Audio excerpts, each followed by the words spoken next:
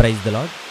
దేవుని మహాకృప వల్ల మేము 2026 జనవరి 12వ తేదీన జోర్దాన్ దేశంలో ఉన్నాం. 14వ తేదీన యాకోబు దేవునితో పెనుగులాడిన యబ్బోకు రేవు వద్దకు వెళ్ళాం. ఆ రోజు జోర్దాన్ దేశంలో చాలా పెద్ద వర్షం పడింది. వర్షంలో వడగళ్ళు కూడా పడ్డాయి. రోడ్ల మీద నీరు ప్రవహించింది. మేము వెళ్ళేప్పటికీ జార్కా నది ఉధృతంగా ప్రవహిస్తూ ఉంది. సాధారణంగా ఇక్కడ వర్షాలు ఎక్కువగా పడవు, కానీ ఆ రోజు చాలా పెద్ద వర్షం పడిందని అక్కడి లోకల్ గైడ్ మాతో చెప్పారు. ఆ రోజు వాతావరణం 3 డిగ్రీల సెల్సియస్, విపరీతమైన చలి. నేను మాట్లాడుతున్నాను గాని నా గొంతు చలికి వణుకుతూ ఉంది. అనేక మంది హోలీల్యాండ్ టూర్కి వస్తారు, కానీ ఈ జార్కా నది ఇంత ఉధృతంగా ప్రవహించడం చూసి ఉండకపోవచ్చు. ఎందుకంటే 15 సంవత్సరాల తర్వాత ఇంత పెద్ద వరద వచ్చిందని ఇక్కడ స్థానిక గైడ్ మాతో చెప్పారు. ఈ 15 సంవత్సరాల మధ్య కాలంలో ఈ ప్రదేశానికి వచ్చిన వారంతా జార్కా నది సాధారణంగా ప్రవహించడం మాత్రమే చూశారు. కానీ దేవుడు మాకు ఇంత ఉధృతంగా ప్రవహించే జార్కా నదిని చూపించారు. అందుకే దేవునికి కృతజ్ఞతలు తెలియజేసుకుంటూ ఉన్నాం. ఈ ట్రిప్ లో అమెరికా నుండి 3 వ్యక్తులు మాకు వచ్చి ఈ ప్రదేశాన్ని చూశారు. Okay, praise the Lord. అందరూ వినండి. చూడండి, మనకు కనిపిస్తుంది ఇదే యబ్బోకు రేవు. వాటర్ చూస్తారు ఎలా వస్తుందో, చాలా ఫోర్స్ గా వస్తుంది. నేను లాస్ట్ టైం వచ్చినప్పుడు ఇంత లేదు వాటర్, ఇప్పుడు వస్తుంది ఈ వర్షంలో పడిన కారణంగా. ఓకే, ఇక్కడ దిగేసి చిన్న ప్రార్థన చేసుకుని ఫోటో తీసుకుని ఎక్కేద్దాం.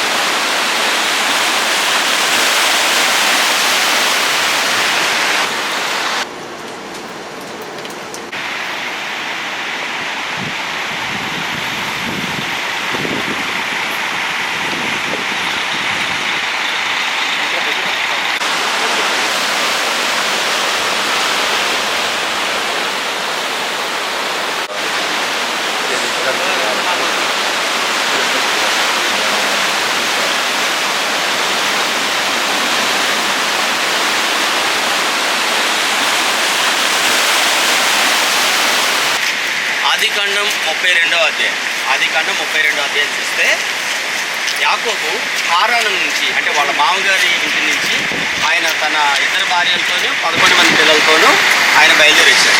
11 మంది పిల్లలు ఎందుకున్నారు? 12 మంది కదా.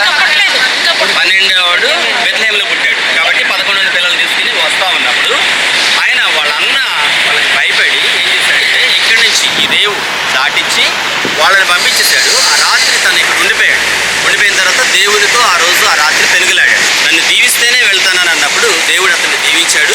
అతని పేరు యాకోబు అనే పేరుని తీసి ఇశ్రాయేల్గా మార్చాడు. ఇక్కడే ఆ ప్రదేశం. ఇక ఈ నది పేరు జార్కా. ఈ నది పేరు జార్కా. ఈ ప్రాంతం పేరు యబ్బోకు రేవు. దీన్ని యబ్బోకు రేవు అంటారు. ఇక్కడ కొంతమంది డౌట్స్ అడిగారు. ఆ డౌట్ చెప్తాను. ఇదే అని ఎలా చెప్పాలి?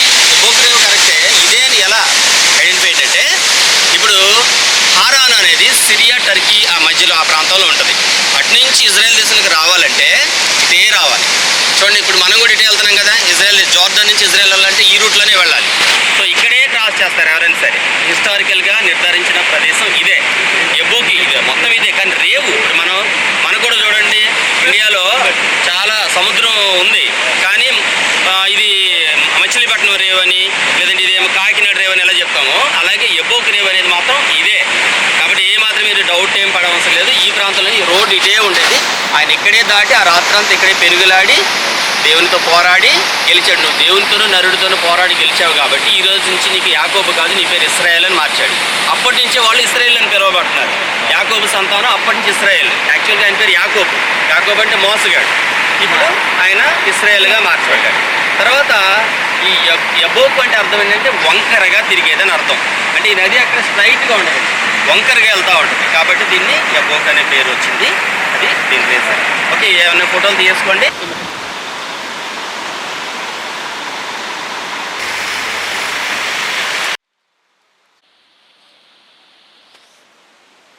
ఆదికాండం 32వ అధ్యాయం చదివితే ఇక్కడ ఆ రోజు ఏం జరిగిందో మనకి అర్థమవుతుంది. యాకోబు తన మామ వద్ద నుండి తన 2 భార్యలను, తన 11 మంది పిల్లలను, తన గొర్రెలను తీసుకొని తనకు ఉన్న సమస్తాన్ని తీసుకుని బయలుదేరి ఈ మార్గంలోనే ఇశ్రాయేలు దేశానికి వెళుతూ ఉన్నప్పుడు తన భార్య పిల్లలను, తన మందను ముందుగా పంపి ఆ రాత్రి యాకోబు ఈ రేవు వద్ద ఒంటరిగా ఉన్నాడు. ఆ రాత్రి యాకోబు దేవునితో పెనుగులాడిన ప్రదేశం ఇదే.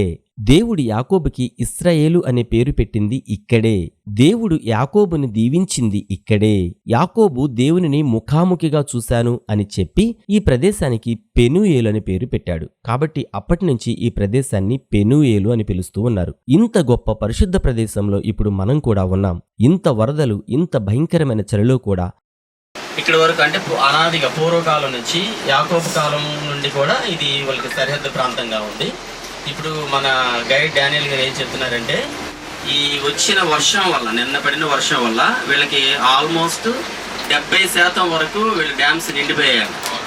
70%, 70%. ఇది ఇంకా అంటే నిన్నటి న్యూస్. ఈరోజు రేపు కూడా చూస్తే ఎంత అవుతుందో అని వీళ్ళు అంచనా వేస్తున్నారు.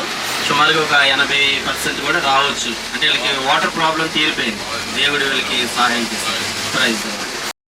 ఇంత వరదలు, ఇంత భయంకరమైన చలిలో కూడా ఈ ప్రదేశాలు చూడ్డానికి దేవుడు మాకు అవకాశం ఇచ్చినందుకు ఆయనకు కృతజ్ఞతలు తెలియజేసుకున్నాం. ఈ ప్రదేశంలో మేము ఇక్కడ జరిగిన ఆ సంఘటన గురించి చెప్పుకొని దేవునిని ప్రార్థించి దేవునికి కృతజ్ఞతలు చెప్పి ఫోటోలు తీసుకుని తిరిగి బయలుదేరి ఇక్కడి నుండి వెళ్లిపోయాం. మార్చి నెలలో హోలీల్యాండ్ టూర్కి మీరు కూడా రాదలుచుకుంటే వెంటనే ఇప్పుడే మాకు ఫోన్ చేసి వివరాలు తెలుసుకుని మీ టికెట్ బుక్ చేసుకోండి. ఇలాంటి మరెన్నో వీడియోలు మీకు చూపించేలాగున దయచేసి మా కుటుంబం కోసం ప్రార్థించండి. మరో వీడియోతో మళ్ళీ కలుసుకుందాం. Praise the Lord. మీ బ్రదర్ బెన్హర్ బాబు.